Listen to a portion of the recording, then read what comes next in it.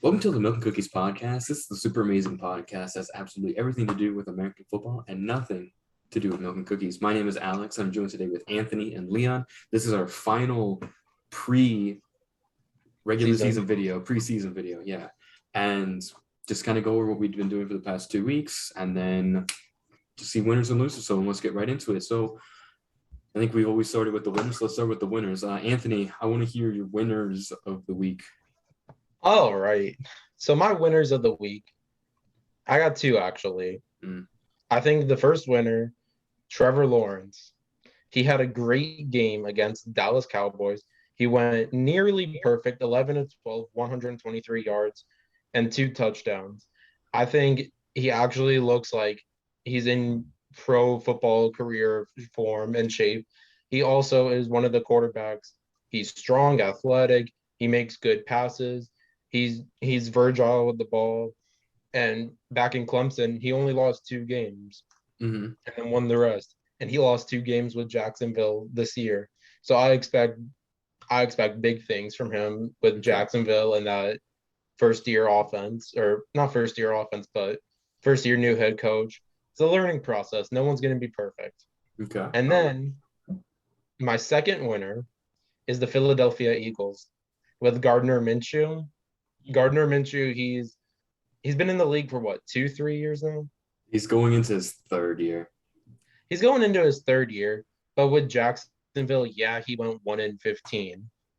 1-15. He still makes good throws, and I still think this is going to be his proven year. He's going to start, I'm going to call it by week 5. I don't think Jalen Hurts will see the day after that or see the field, as I should say. And I think he's going to surprise some people in Philly. Okay, so And you're saying that the Eagles are the winners. Yeah, I think the Okay. Eagles with Gardner Minshew, because they only gave up a pick for that. Yeah, it was a 6th rounder next year's draft. Which is probably going to most likely be practice squad or a bum. Unless he's a Tom Brady jack of all trades. Not for Jacksonville. They have T-Law. And then my other winner is the Buffalo Bills. Josh Allen had one of the strongest games he's had, I think, his debut with Buffalo. I forgot his stats, but he had a good game. He had great passing yards, and he looks like he's in mid-shape form for this season, and he's led right where he left off last year. Okay, alrighty. Those are some pretty good That's it, by things. the way. That's it. All right. Yeah, I have I'm gonna do a callback to your Philadelphia Eagles one Oh dear Lord. a little later. Not a direct attack on you, but you'll see one in a second. Leon, what are your winners of the week? My winners for the week, I'm going to go with some players. We got Jameis Winston. Congratulations on winning the starting spot, man. Won't start by week 4. I knew it was going to happen. I knew it would happen. Proud of Jameis Winston. And then my winner, who might have secured a roster spot, is Jesper Horsted. He had 3 amazing touchdowns for the Bears versus the Titans, and he just balled all out. So, yeah. That's all you got? Yeah, I don't have any losers for the preseason. What about Rodney? Rodney as a winner. Well, I mean, he had a good game, Probably secured a roster spot also. So I think we'll see if Rodney Adams is a winner or a loser in preseason will be coming within the next few days to see if he makes the 53. So, I think he'll make 53. I believe it. If not 53, definitely practice squad. I say 53. Right, 53, but as plan B, C, D, or whatever. Yeah. Alrighty. So my winners and losers my winners. For winners. Alrighty. So let's see. What was my first one that I had? So you guys remember how I was like ragging on Mac Jones week 1? And last week that I called him a winner. No, I'm hopping on the winner bandwagon again with Mac Jones. As much as it hurts for me to say that, I was completely wrong about him. I was completely wrong about him. I said that he wouldn't amount to very much. I said he wouldn't amount to anything in the NFL and that he would serve nothing more than a backup, like an AJ McCarron type thing. I am here to say I was wrong. I told you. And Anthony, I'm even going to say that I think Mac Jones will be starting within the first 4 to 5 weeks of if he starts season. week 4 when Tampa, the reigning Super Bowl champions, by the way, come into New England, that is going to be a rude awakening for him because our defense is stellar. I can't believe I'm going to say this. My God, God bless my heart, but I think week 4 was the one and only time I will ever be a New England Patriots fan. Oh, dear. The only time ever in existence. I'm calling this now.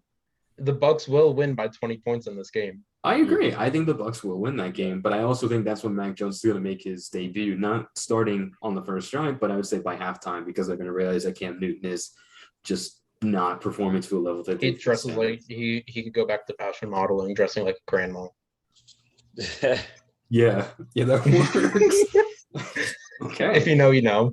Yeah, I think everybody knows that watches football.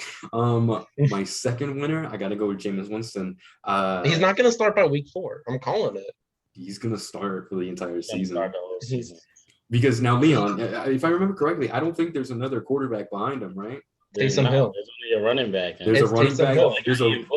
They got Ian Book, right? Oh, yeah. Hey. Ian Book is the Jameis quarterback. Jameis Winston is the definition of Ryan Fitzpatrick. He gets hot for like 3-4 games and then starts the decline again.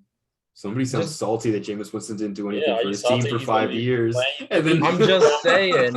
Remember this. 103 picks in 63 games. Remember that. Like Drew Brees, right? Yeah, Drew Brees' stats are pretty similar in his first 5 years.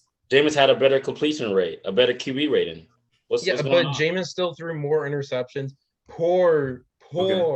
Okay, decisions with the football. Anthony, do you know what the interception difference between Drew Brees and Jameis Winston was? No. 3. Drew Brees threw 60 picks in his first 5 years. Jameis Winston threw 63. All right. Yeah, but when Jameis threw 103 picks in 63 games, and your first play ever as a quarterback is a pick 6 to the opposing team, that's just sad. No words to describe it. He throws the ball straight into coverage of the defense from what I have seen from him. Poor decisions with the football, at least when he was in Tampa. And it's still going to happen when he's in New Orleans. So he's a Drew Brees 2.0. And exactly. It's exactly like Drew Brees when he was on the Chargers. They replaced him with Phillip Rivers, and he didn't do anything the rest of his rookie contract to go into free agency in 2006. They get signed by the New Orleans Saints. And what is the first thing he does in his first 3 years? He wins a Super Bowl. He wins a Super Bowl for the New Orleans Saints. He's not going to win a Super Bowl with the I'm not Saints. saying James is going to win a Super Bowl for the first 3 years, but I'm just saying Drew Brees, his first 4 years was god awful. And it's the exact same thing for Jameis. You just take a 5th-year option that was signed by him because the Bucs thought that he was going to be special, and then he threw his 30 for 30. And then, I never wanted Jameis that draft. I never wanted him. Yeah, I know. I wanted Mariota. Yeah, but look how that turned out. Look, where's Mariota? Hey, he took Mariota at least. He didn't even want to start his playoffs. He took his team to the playoffs, though. Mariota's only starting spot that he's actually gotten awarded to is beating out Nathan Peterman for the backup role and for the Raiders. Hey, if we want to talk about Nathan Peterman, look at what he did for the Raiders in the preseason. Yeah, he proves he can still throw picks left and right. Yeah, but he started all the games and he went 2-1 with them. Yeah. In preseason. I know, but I'm just saying, the preseason GOAT. Okay, I mean, preseason GOAT. We're gonna see in 2 weeks, buddy. Well, whenever you. What that Derek Carr is gonna be. That Derek Carr is actually the Ravens, and they're not gonna beat the Ravens, man. I'm just gonna. They're gonna beat the Ravens. So I'm calling it. All right, you're confident. Got it. Okay. They're a sleeper team this year. Okay, so anyways. Okay, so yeah, Mac Jones, Jameis Winston. Trying to think if I see anybody else. Trevor Lawrence. Trevor Lawrence. I mean, he's fulfilling the expectations I'm expecting him. His preseason stats was like 32 of 40. Yeah, but I mean, you also have to figure, like, in the beginning, you actually start starters, but over time, you know, you're going to get the second and third stringers. Now, I haven't looked too far in depth of Trevor Lawrence's stats, but I mean, personally, man, I mean, he's throwing 160, you know, like mid-100 yards with at least a touchdown or two, you know, per game. Yeah, it's good, but at the exact same time, it's what's expected of him, in my opinion. He's the first overall pick, and he's hailed to be one of the greatest quarterback prospects to ever hit the NFL. I'm expecting him to do that. Anything less than I think he's not worth the first pick. Justin Fields is not worth the hype. I don't see it. I even have words from an Ohio State fan that I saw at Publix this week that they said Justin Fields is not going to be a stellar quarterback. Okay, well, Ohio State fans are still upset because they didn't have Justin Fields win the national title for them. So yeah, I don't really consider that source to be highly. What Ohio State quarterback or player has proven themselves in this league? You can say that about any college. What has Southern Middle Tennessee, Uptown what Rivers player from College Middle State Tennessee done? State has gone into the NFL? Okay. Oh crap! I actually could name that. There's somebody in the league now that actually went to Middle Tennessee. I can't think of their name, but there's somebody. That's probably going to make the practice squad or something. No, he's like an actual starter, like an actual like somewhat decent player. He's recognized. You're talking about Darius Leonard, but he went to a HBCU. Yeah, that's right. Somebody in the NFL went to Middle Tennessee. But anyway, onto our losers. Yes, onto the losers. We're gonna go in reverse order. Leon, you said you didn't have any losers of the week. No. All right. Not even the Green Bay Packers. Nah, not even. I couldn't focus on it. I'm sorry. You're good. All right, Anthony, give me your losers. Sorry, Green Bay fans, to not score any touchdowns in a combined 8 or 9 quarters. If you count every second half, they don't score a touchdown. Alex, back me up with the math. It's 8 quarters. When you don't score a touchdown in 8 quarters, that's just when you know something is wrong with your team. Jordan Love, decently, he's okay. They need a strong quarterback, and they need help. They need more offensive weapons. Their defense mediocre, still giving up too many points per game. But when you just don't score any points in the 8 quarters, that's just, I don't know what to tell you, Packer fans. And this year in the draft, they took a cornerback. Was that their top priority need, though? And someone they should have took. I mean, hear me out on this. I'd say need over want. Yes. Want over need. No. You know how many 31 or let's say after the 15th pick. After the 15th pick, you know what all the teams slept on, or not slept on, but are regretting not picking? Joe Tryon. Why did I know you were going to say Joe Tryon? Whatever the other part of his last name is. But he's a good defensive lineman. Mm-hmm. He's going to prove himself, and he's a perfect fit in Tampa. You have nothing but to do to prove yourself when you're going on a team with all their starters come back. I know. Best team in the league. Every starter, all 22 players on both sides of the ball are returning. All you can do is fight for that roster spot. There's gonna be times on the field. There's gonna be times on the field when it's Joe Tryon, Choinonka. I think that's his other last name. Mm-hmm. I gotta look it up. But him, JPP, Dinamika Sue, Shaq Barrett, Levante David. Why can't I think of any of the other linebacker names? Bucks in us right now, huh? What? Bucks in us, yeah. What is it called? 14-3. 14-3 they're going this year. 14-3 or 15-2. I'm going back and forth. And then my other loser of the week, Ryan Griffin, will be cut by Tampa or be signed to the practice squad. But I see Dallas picking him up because Dallas needs a backup quarterback to Dak Prescott, who's most likely going to get hurt again this year. Can we all agree on that? No, I can't agree with you on that. Week 1 against the Bucks with a scary defense. I'll get into that. Don't worry. You think Dak is going to go down with another season? I think he's going to go down with another shoulder injury. He didn't go down with a shoulder injury last year. Well, remember? Whatever injury. His ankle did a 90-degree angle. Still, he's going to go down with some sort of injury, I think. Okay. And you're going to, from seeing Dallas's options that they had at backup quarterback, it's just like, it was like watching a Pee Wee football team. Let's just say that. It was horrible, horrendous. But if they get Ryan Griffin, or if Ryan Griffin gets cut, I think he goes to Dallas and he proves to be a starter there. But who? Ryan Griffin. No way. The Bucks backup. No way. Just because I think he goes. Not even a third. What? He's not even a second stringer. He was second/third in Tampa. He would go back and forth. Did he ask you to say this? What? I mean, okay, I gotta also agree with Anthony on this because if Dak gets hurt, Dallas has no one at backup quarterback. The backup quarterback right now for Dallas is Ben DiNucci, who's a third string quarterback. So I mean, who obviously he did not have a good game this past year against Jacksonville, out of all teams. I mean, I gotta agree with him, Leon. The thing is that like Ryan Griffin leaving the Bucks is almost absolute in my opinion. I don't see a way that that's not going to happen. Now to say is that he's going to go to Dallas and be the second stringer, I think that's a bit of a stretch. I think Ryan Griffin. I'm just saying Dallas as a team because I agree. I mean, they're going to need a quarterback. Dallas is in need of an extra quarterback, but I just don't think that Ryan Griffin is capable of filling that backup role. He's a good guy for as a third stringer and maybe like a practice squad guy that you elevate to second stringer. He's been on the practice squad though with New Orleans, then Tampa. Yeah, I mean, I'd say practice squad, yes, but I don't think he's going to be a second stringer unless he pulls like something. I don't see him being a second. Some jack of all trade.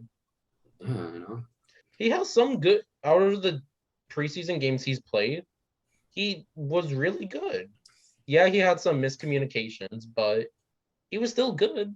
I mean, week 1 was bad. Week 2 was I didn't really see last week. Week 2, horrendous. Mm-hmm.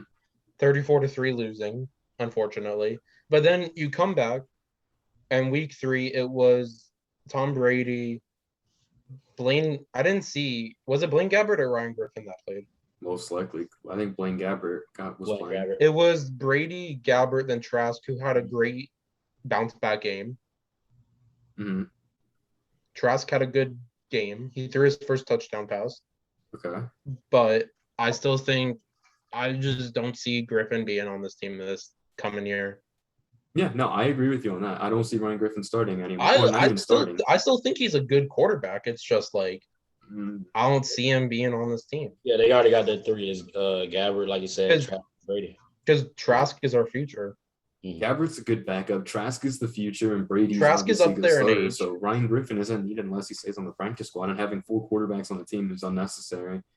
Unless this year, I don't even think after this year, unless Aaron Rodgers leaves Green Bay at the end of this year, BA Aaron Rodgers in Tampa.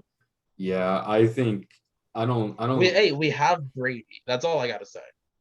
Yeah, but I think the Green Bay pitch was a little long. I think that was a little wishful thinking. Okay, anyway, it's not winners or losers, but what do both of y'all think about Watson to Miami and what Houston wants for? It's not going to happen. I actually was about to address that in my losers, so let me go through my losers, then I'll talk about that. Yeah. My first loser is Gardner Minshew. For obvious reasons. That guy went from being a backup, at least behind Trevor Lawrence, to the point that he could coach him and give him guidance, to being on the Eagles, which is essentially a death sentence now, at least. Gardner may start, but honestly, with the amount of talent and just how morbidly bad the Philadelphia Eagles right now, it's going to be like a Jacksonville season. He could be a top 15 quarterback on paper, but with the surrounding defense being as horrible as it is, the offensive line being okay and no decent weapons, yeah, the Eagles may have just earned themselves like 1 extra win at most. Yeah, so it's 2-15 for the Eagles. I just wanted to watch them play and just see what's going to happen. Yeah, because the thing is that they're just so disorganized and everything. And Gardner Minshew is good. He deserves to. Okay, here's a little trade of all thoughts. Who's gonna have more wins by the end of the year, Houston or Philadelphia? Philadelphia. 2-15. No, I'd say Philadelphia would at least go maybe something similar to last year, like maybe 4-13, maybe 5-12. I mean, like I said. Anywho, getting on with Miami and losing. Well, Okay, Miami didn't lose that game, by the way. The Bengals lost, and we got a pretty Jamar Chase spectacular play. lost. Jamar Chase was targeted one time and dropped the ball. So then again, what? I thought he was targeted 4 times or something. I saw on paper he was targeted once, but he could have been targeted 4 times. I'm not too sure. I think it was 4 times all through preseason. I mean, if I was the Bengals, I would have took Penei Sewell was the better option. I would have took. I mean, yeah, on paper it would have been better. Because think about this. You just got a quarterback that recovered from a torn ACL or a really bad knee injury. And you go into the draft thinking, what do you need? Would you want a new flashy toy for Joe Burrow or protection? They take flashy toy, and Penei Sewell was the better option. I mean, I think I can speak for Frankie on this one because I think. Sorry, Frankie, if you heard that. I think he could go either way depending on Sewell Chase, but I mean, we're in a point in the league that offensive linemen being good is actually more abundant than what it was years ago, where you would have to fight to get a somewhat decent offensive line. Look at Tristan Wirfs. I mean, he still can't base too much off of Tristan Wirfs. I'm just saying in general. Right, I know what you mean. Back then, you had 3 good offensive linemen and 2 second stringers typically starting, and the line would determine if you were good or not. And the team that had the best offensive line was typically the team that would always win 10-plus games. But now offensive line talent is more abundant than it's ever been. You're able to get offensive line at any point in the draft, and they can be serviceable. It's not like early 2010s where only the first 2 to 3 rounds that had offensive linemen actually started, and played in the league.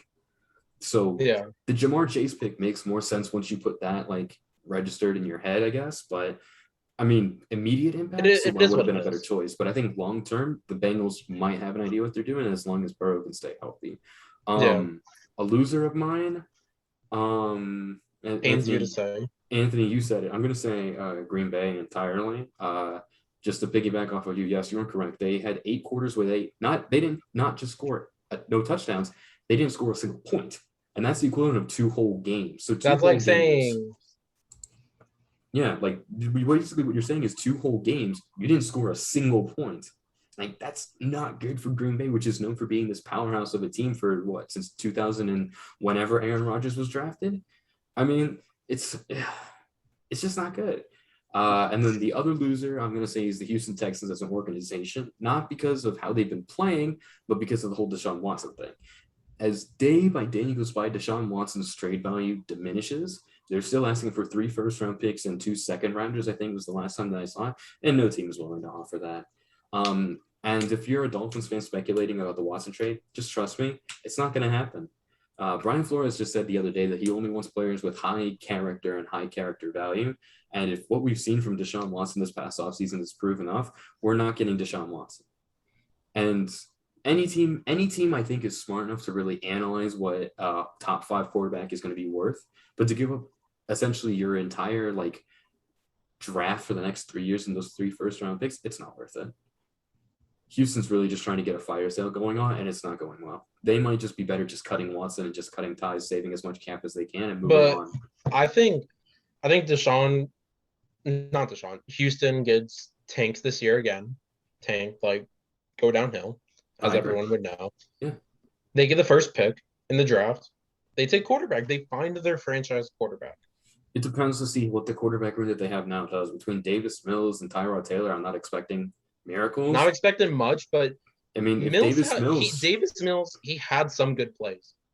I mean, if he shows flash and he shows that he's capable of it, then I say, you know what, maybe develop him, maybe see what he can do. But that's only if he has a Gardner Minshew type season where it's essentially on the defense of why they failed. So, yeah, that's pretty much all I got. Anybody else have anything to add? And Houston wanted 3 first-round picks and 2 second-round picks for Deshaun. Yeah. Wasn't that their original trade offer for any other team? Yeah. It's insane what they're asking. I mean, they're just trying to get any offer on the table now. I haven't seen. They're basically flip-flopping what Miami did. What do you mean? You know how Miami has all these picks now? Well, yeah, of course. We deserve. They're trying to get their picks back. We earned those picks. No, we earned those picks. There's no quotations. We earned all of those picks. God bless you, Laramie Tunsil. You deserve to be a stone plaque on at Hard Rock Stadium. He deserves it. He deserves Laramie it. Tunsil out of all people. Yeah, he's the one that gave us our plethora of picks. Oh yeah, him alone. He was a really big offensive lineman. Yeah, he signed the $22 million contract or 22 66 and then million. Another loser, the New York Football Giants. How so? Just going 0-3 in the preseason, and just from what I've heard about them, it hasn't been really that good. I mean, there's a lot of teams that didn't really do anything. What are your thoughts about Zach Wilson? I mean, he went 2-0-1 in the preseason, so technically he went undefeated, but it's like an undefeated with an asterisk next to it because it was a tie. Yeah. So it didn't go to overtime? No, there's no overtime preseason. That's stupid. But what they should do after overtime, they should go to a kicking competition if it's still a tie. So you start from the 15, then go to the 20, go to the 25, go till no one can make it anymore. That would be entertaining. Just hope that your team doesn't have Cody Parkey. Roberto Aguayo. Or another FSU product that was a bust. Hey, didn't you pick him in the second round? I don't want to hear that, pal. Hey, he may have been a bust, but you still picked him. He's not even a sixth round pick. Okay, and they only took him in the second. They only took him in the second round because they thought he was going to be the next Janikowski. They only took him in the second round. That's the thing. And where did Janikowski go? Florida State. Mm-hmm. He went to FSU. Yeah, he went to FSU. Yeah, but Janikowski actually turned out to be something. Yeah, and guess what? Aguayo didn't. And guess whose fault that was for drafting? The Tampa Bay Bucks were drafting a kicker in the second round. Nobody drafts a kicker that high. You don't even draft kickers. Look at what the Raiders did. The Raiders drafted a kicker. Yeah, and look how good Janikowski was. He played like almost 2 decades worth of play. Because you know what? He was good. Janikowski was fantastic. That guy was a surefire way of getting 3 points as long as you were within the 40-yard line. Hey, I went to the Raiders-Bucks game like 4 years ago. He missed from the 15. He could have won the game then and there. But it went to overtime. Dude, that happens. Went to overtime man. And the Raiders won. That happens. It happens. Yeah. But it still doesn't ignore the fact that the Tampa Bay Bucks at the second round pick in what 2020 what 20 that was the year of Noah Spence and Vernon Hargreaves. 2014. It sounds right. No. 2014 was Mike Evans, Johnny Manziel. All right, so let's just chalk it up to 2013 then. No. It was the year after Winston. So 2016. Yes. Okay. It still doesn't. The year of Vernon Hargreaves, Noah Spence. Second round. Whatever. We all agree that Aguayo was a bust. I was a fan of Aguayo, but not in the second round. I mean, yeah. I think drafting a kicker higher than the 7th round is idiotic. But there was no really good names after Aguayo. We'll have to talk about that later. I actually got to run now. But anyway, thank you so much for watching. Thank you. Leave a like, leave a comment. Tell us your winners, tell us your losers of the week. Tell us if we were right about our winners. Tell us if we were right about our losers. We will be ready to go week 1, getting our predictions down, getting our records ready. You're a Viking fan, showing your love today. Yeah, I know. Leon wearing a Vikings jersey was unexpected. So if you're a Vikings fan, I'll throw a surprise in there in the middle of the week. You're not gonna expect it, but yeah. All right. Again, thank you so much for watching, and we'll see you guys real soon.